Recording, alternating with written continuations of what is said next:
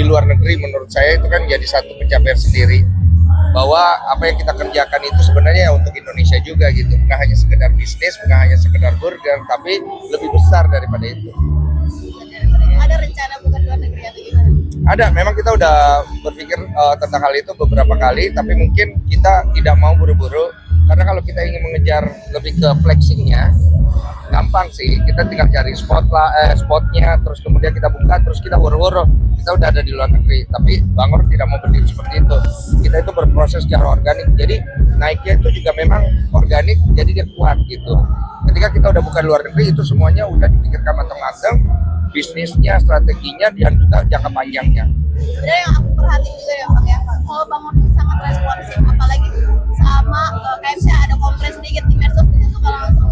Ya. Itu emang strateginya atau gimana sih? Itu permintaan saya yang paling utama sebenarnya, karena buat saya Bangor bisa berdiri sampai sekarang itu karena konsumernya juga.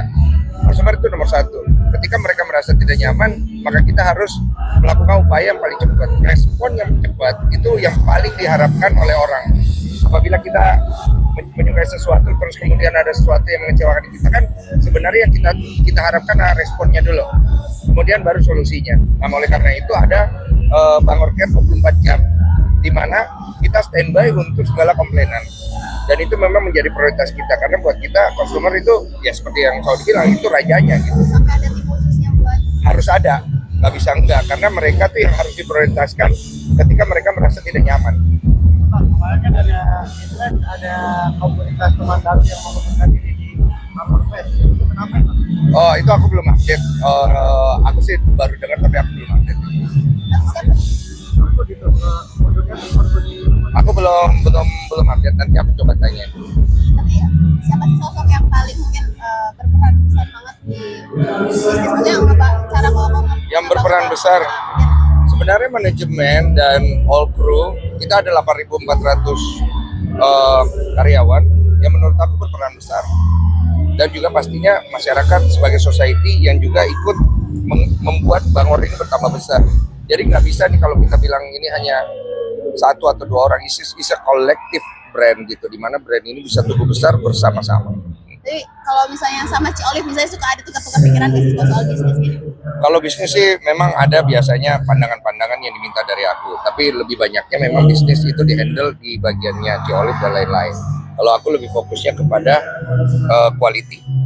Jadi nggak boleh rasanya itu jadi nggak enak dan segala macam, harus dijaga service, terus kebersihan, terus juga konsistensi kita dan inovasinya.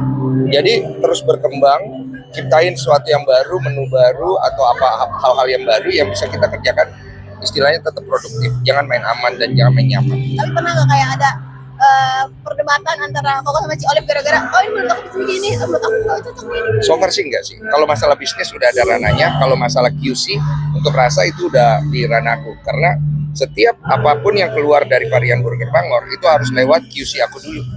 Kalau misalnya aku nggak approve, itu belum bisa keluar, karena aku yang menjadi penanggung jawab di sana. Jangan sampai mengecewakan masyarakat.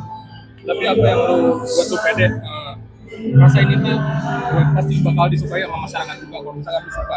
Karena kalau dibilang 100% suka kan nggak juga ya, tapi kan kita lihat lebih banyak yang suka gitu. Jadi aku mengacu pada itu, dan biasanya aku melakukan banyak sekali riset dengan hal-hal atau menu-menu yang ada. Aku cicipin satu-satu, dan kejujuran dari lidah itu yang paling penting, karena ketika memang ada sesuatu yang kita rasa kurang, jangan kita paksakan itu udah oke. Lebih baik kita pasang standar yang tinggi, sehingga nanti masyarakat begitu dia ngerasain, walaupun mungkin buat kita biasa aja, tapi buat dia luar biasa gitu. Jadi aku percaya dengan insting dan lidahku, karena aku udah melakukan banyak sekali riset, dan salah satu backgroundku itu kan aku bawa acara adventure 8 tahun. Aku pergi ke 800 tempat di Indonesia.